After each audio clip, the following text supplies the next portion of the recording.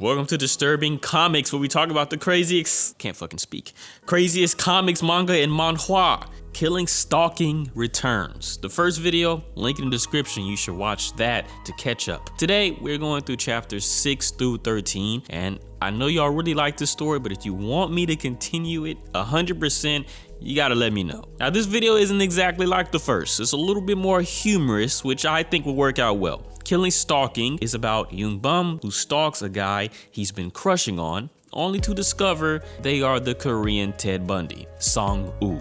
Beneath all that, we are seeing a cocktail of disturbing history, abuse, trauma, and murder that leaves a depressing feeling inside. It's not extremely graphic, so if you want something like that, then you should watch Cross, I in the top right, there you go. Otherwise, if you want to see what happens, including all the messed up parts, stay tuned for the manhwa. Cue the Gohan.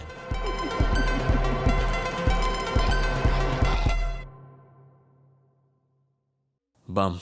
You have to do more than just suck.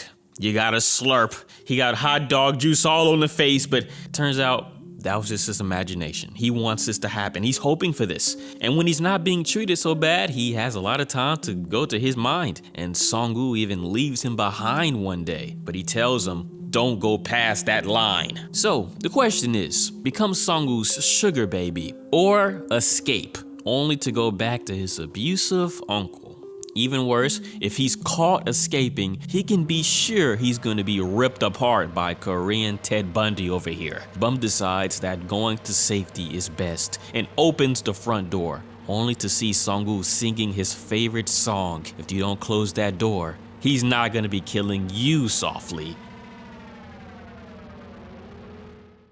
Now, maybe if you close the door really quick, you wouldn't be looked at so harshly. But Bum has the gall to tell this sucker he's going home. Bum, on that bum leg, get it, starts crawling away, screaming for help, but nobody will hear you when you scream like that. Song-woo takes a page out of the house that Jack built and shows this sucker how to scream for help.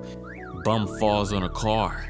That probably will matter later on. There's a camera in the car that captured evidence of Bum's forced captivity. Which do you prefer?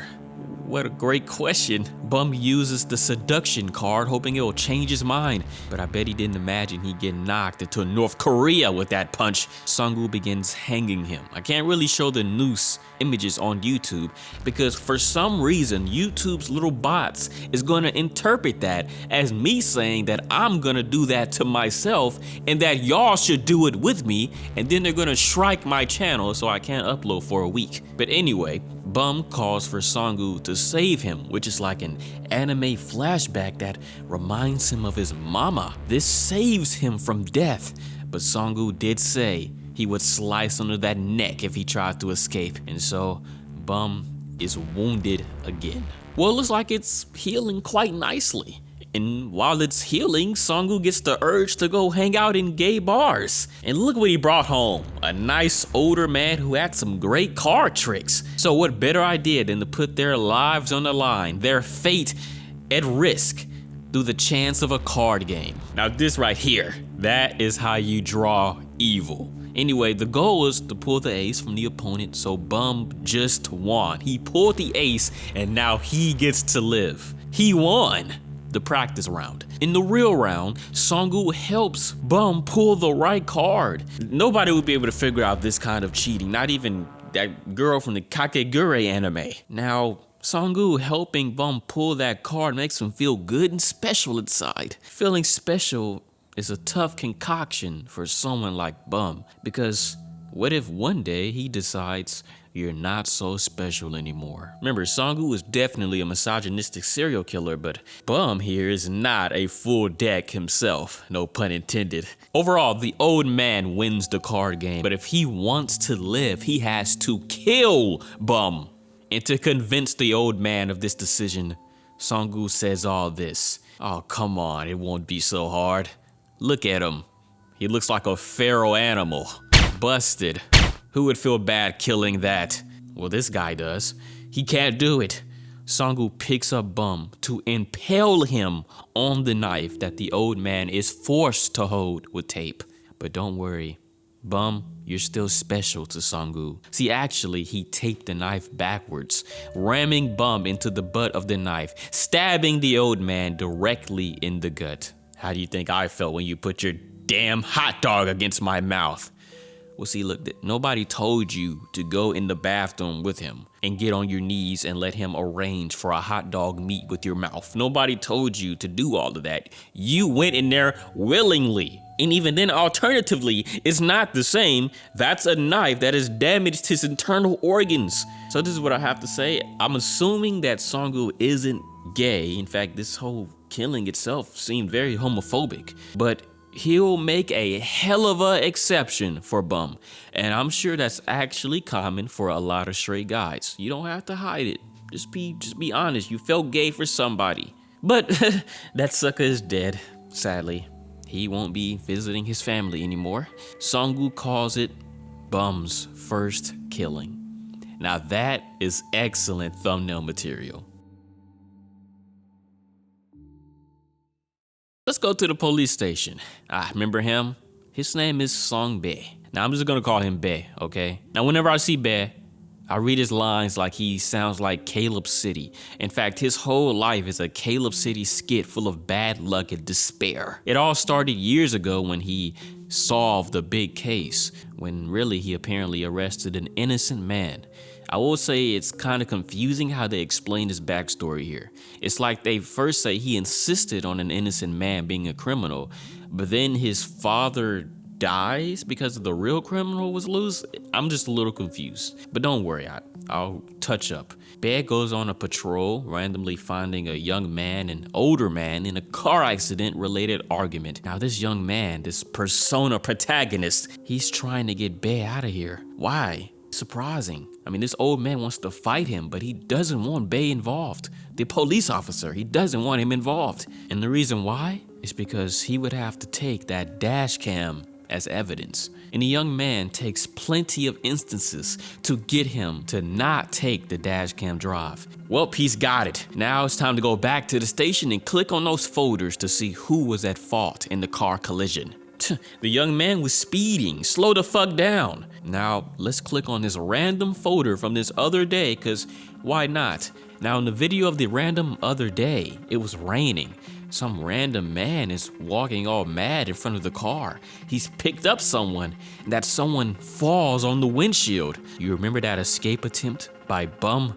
It was caught in this random car's dash cam. Bae has just hit the lottery, and he knows that that is Song-gu, who he always figured had dirty little secrets. And what better way to discover those secrets than to watch him? Days pass, and Bae is stalking Song-gu's residence. Song-gu leaves at 3:30 and returns at 7:30. And Bae uses his Splinter Cell skills to listen in on Song-gu's home for any weird noises. He peeks through this little lizard door and sees a foot sliding in the house. That's Bum's feet. Uh-oh, it's all about to go down.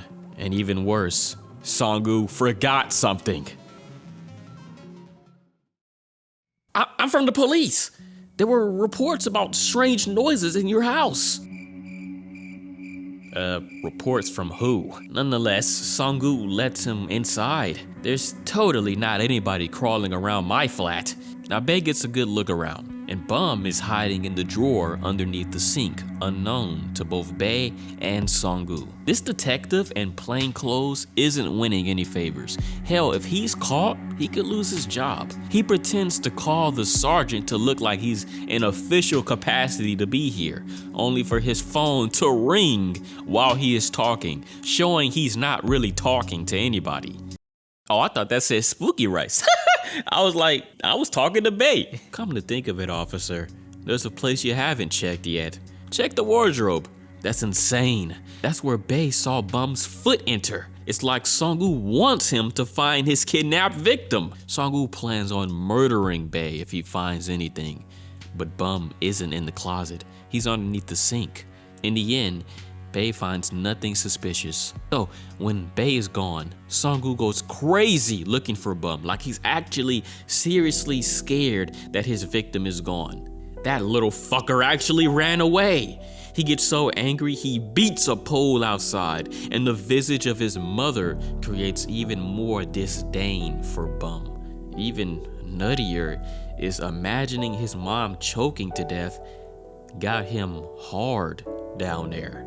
He's irritated and talks to himself, saying he'll rip Bum apart once he finds him. That is, until he actually finds Bum sitting right in the kitchen waiting. He never left after all. This sucker wobbles to the floor in disbelief, and he hugs Bum, wishing to stay together forever. And that's an excellent spot to end this episode of Killing Stalking. I really like this story. The author did a great job. Now, I already know how volume 1 ends, and it's going to be scary rehashing that next week, but I'd like to finish the entire story on a double upload kind of status. So if you want to check out some more disturbing comics, manga, or manhwa, check out this playlist here. We got Gyro, we got Metamorphosis, we got Cross, we got Berserk, or you can check out some of the movies. Today's pick is The Sadness. That was my favorite movie of this year. It's like the film version of Cross. Anyway, thanks for liking the video. Thanks for watching. If you enjoyed, hit the like button and subscribe to stay tuned for more messed up stuff. Thanks for watching. Spooky out.